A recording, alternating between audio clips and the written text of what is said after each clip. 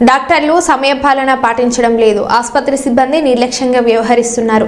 వారిపై శాఖపరమైన చర్యలు తీసుకోవాలని ఆదేశం. ఐ బ్యాంక్ వృధాగా ఉంటుంది. ప్రొఫెసర్ కొరత ఉంది. వైద్య పరికరాల కొరత ఉంది. నిర్లక్ష్యంగా వ్యవహరించిన వారిపై చర్యలు తీసుకుంటామన్నారు. ఆసుపత్రిలో రోగులకు అందుతున్న సేవలపై ఆరా తీసిన మంత్రి. ఆసుపత్రి సిబ్బంది నిర్లక్ష్యంపై ఆగ్రహం వ్యక్తం చేసిన మంత్రి కొండ సురేఖ. ఆసుపత్రిలోనే రికార్డులలో పరిశీలించిన మంత్రి కొండ సురేఖ ఆరోగ్యశ్రీ సిబ్బంది షాకోజ్ నోటీసులను అందించాలని సూచించిన మంత్రి.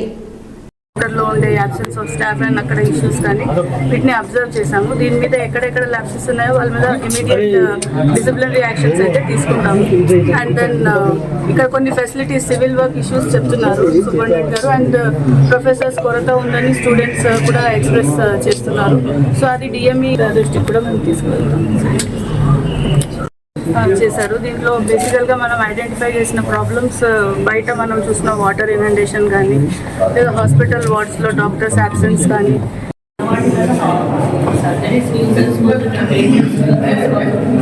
మంచి అకామిడేషన్ ఉన్నది. దీన్ని ఇంత మంచి దాన్ని వేస్ట్ చేసుకుంటే ఎట్లా లేని లేకుండా బాధపడతాం.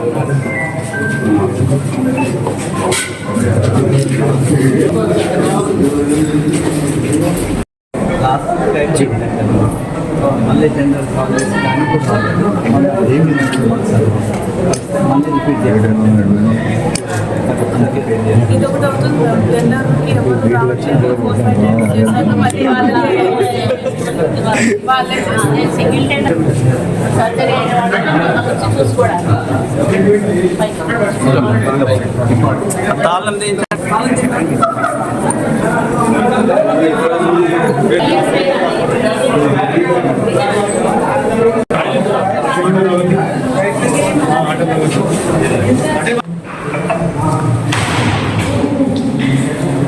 దీనికి చాలా మంచి పేరు ఉండే.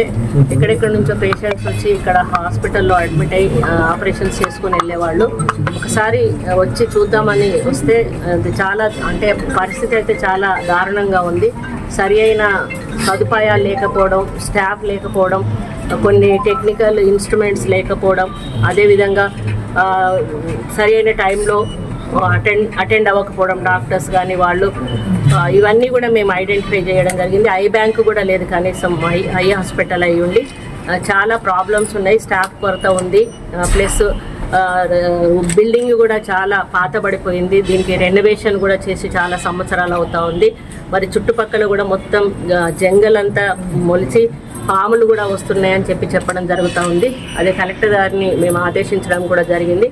ఎవరైతే ఇర్రెగ్యులర్ ఉన్నారో వాళ్ళ మీద డిపార్ట్మెంటల్ యాక్షన్ తీసుకోమని చెప్పడము, అదేవిధంగా కన్స్ట్రక్షన్ సైడ్ నుంచి వాళ్ళ డిపార్ట్మెంట్ వాళ్ళని కూడా పంపించి దీనికి ఏమేమి అవసరం ఉన్నాయో వాటికి ఎస్టిమేషన్ వేయించి వాటిని శాంక్షన్ చేయించే కార్యక్రమం చేయడము, అదేవిధంగా టెక్నికల్ సైడ్ నుంచి ఏమి ఇన్స్ట్రుమెంట్స్ అవసరం ఉన్నాయో వాటిని కూడా మరి డైరెక్టర్ హెల్త్ నుంచి కూడా తీసుకోమని చెప్పడం జరిగింది. అంతేకాకుండా ముఖ్యంగా స్టాఫ్ లేని ఏ పని కూడా చేయలేము. అవసరమైన స్టాఫ్ చాలా అవసరము. మరి కొత్త మెడికల్ కాలేజీలు ఓపెన్ చేయడం వలన చాలా చోట్ల ఆ మెడికల్ కాలేజీలకు పర్మిషన్ రావాలని చెప్పి ఈ పాత హాస్పిటల్ల నుంచి చాలా మందిని అక్కడికి ట్రాన్స్ఫర్ చేయడం జరిగింది. దానివల్ల ఇక్కడ అసోసియేట్ ప్రొఫెసర్స్ వాళ్ళ కొరత ఎక్కువగా ఉంది. అవన్నీ కూడా మేము ఫుల్ఫిల్ చేయడానికి హయ్యర్ అఫీషియల్స్తో మాట్లాడి కలెక్టర్ గారు వారన్నీ కూడా రిపోర్ట్ తెప్పించుకొని వారి ద్వారా మూవ్ చేయడం జరుగుతుంది. అక్కడ మేము పరిశీలి చేసి వీలైనంత తొందరలో ఐ హాస్పిటల్కి కావాల్సిన సదుపాయాలు అయితేనేమి, టెక్నికల్ సైడ్ అయితేనేమి, స్టాఫ్ సైడ్ అయితేనేమి ఫుల్ఫిల్ చేయడానికి మా వంతు కృషి చేస్తాం. ఇక్కడ మా నోటీస్కి అయితే రాలేదు. ఒకవేళ కలెక్టర్ గారు అయితే అన్ని ప్రైవేట్ హాస్పిటల్స్ అయితే అది నేను కలెక్టర్ గారికి డైరెక్ట్ చేస్తాను. ఒకసారి అవి కూడా విజిట్ చేసి అదేమన్నా ఉంటే రెక్టిఫై చేయవచ్చు.